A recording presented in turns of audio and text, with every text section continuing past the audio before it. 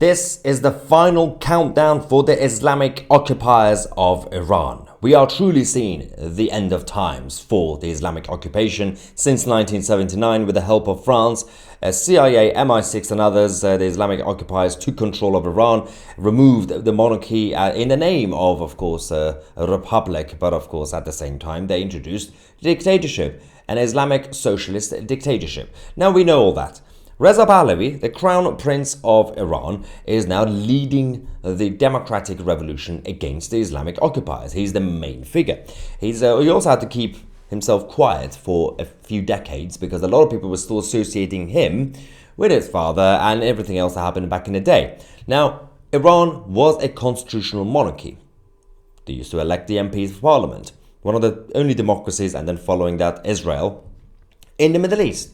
Then, of course, the communists from Russia, Soviet Union came, coup happened, and they had to, the Shah, the last king of Iran, had to go back to more centralized version of a monarchy, almost absolute monarchy, but he still had the government, obviously, he still had the prime minister and everything else. A lot of people still think that Iran was a dictatorship. Iran was some sort of tyrannical, authoritarian dictatorship. No, Iran was a liberal, secular society. Free market, capitalist, free speech, whatever you wanted to do, as long as you're not a communist. That was a bit of a taboo.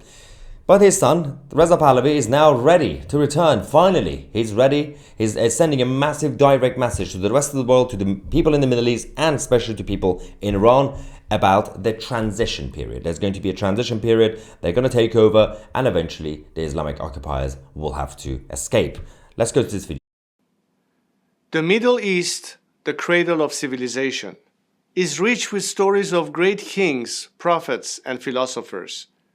From Cyrus to Moses to Ibn Khaldun, our nations have given the world some of its greatest visionaries. Leaders like Anwar Sadat, King Hussein, Menachem Begin, King Faisal, and my father, too, took up the mantle of seeking peace for our people. But for 45 years, too many of us have been forced to live in fear. Fear of the next terrorist attack, fear of war, fear of economic instability, fear of nuclear blackmail. That's because 45 years ago, my country was taken hostage by a radical regime that seeks not only to keep my people in chains, but to export its revolution to your countries and your people.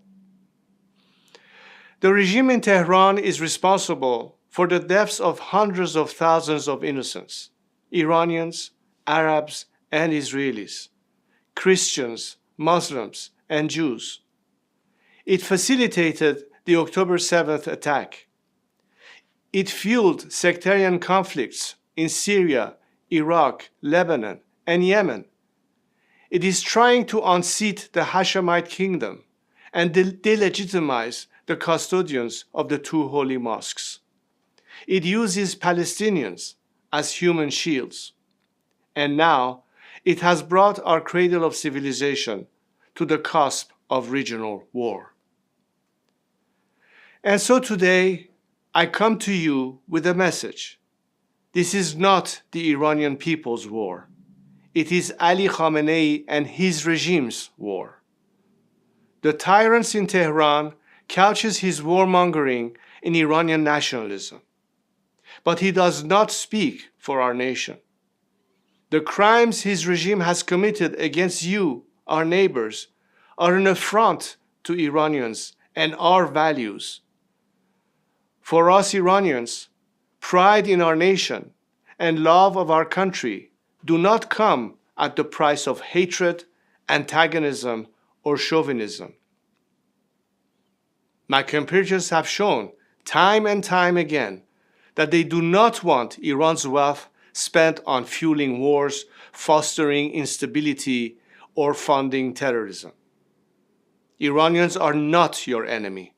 It is the Islamic Republic that is our common enemy, the enemy of all peace-seeking people in our regions, whatever nation they come from or whatever faith they practice. So I say to you, our friends across the Middle East, our region deserves so much better.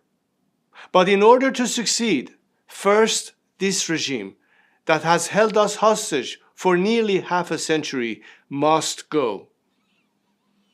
The Middle East is all too familiar with turmoil and upheaval. So I know you might fear change will bring chaos, but fear not. We will not allow a power vacuum to follow the collapse of this regime. There is a vast coalition of patriotic Iranians at home and abroad ready to step in to serve our nation and make peace with our region. I have told my compatriots that I will do my duty. I will step forward at their call to oversee this peaceful transition to democracy and Iran's return to the community of nations. Peace is neither a relic of history nor a distant dream. It is a promise we owe to ourselves and our children. And together, we can make it a reality. The key point is democracy. And when the Western globalists, including the Americans, were going around in the name of liberating countries to give them democracy, that's what they said about Iraq. Obviously, that wasn't really the main intent. It was never going to work because the culture in Iraq and elsewhere were not ready for democracy. They didn't have it in their blood. You cannot force it on them. Whereas, of course, the Iranian culture, whether it's the Persian Iranians or the Kurdish Iranians or the Jewish Iranians, whoever they are, they've had it before anyway. They obviously did the Cyrus the Great and the first Persian Empire with the first Charter of Human Rights, the early days, created the way for Magna Carta in this country, in the UK. We had obviously the constitutional monarchy in Iran. The culture is always ready for it. They can just go back to their original Persian constitution. There's also not going to be a power vacuum, unlike places like Libya, for example, because there is no radical militant groups, for example, that could take over, like ISIS. There's no division in that sense. There are a couple of discussions about how left-leaning or right-leaning the establishment should be, but that's just domestic politics. It doesn't matter, as long as everybody is in it together. And people in the West should also learn from what's happening in Iran. What's happened in 1979, how complacency and burying your head in the sand completely could lose your nation and your land, but also working together, remembering that freedom, liberty and democracy are important. It's never too late. You can also still save the Western world.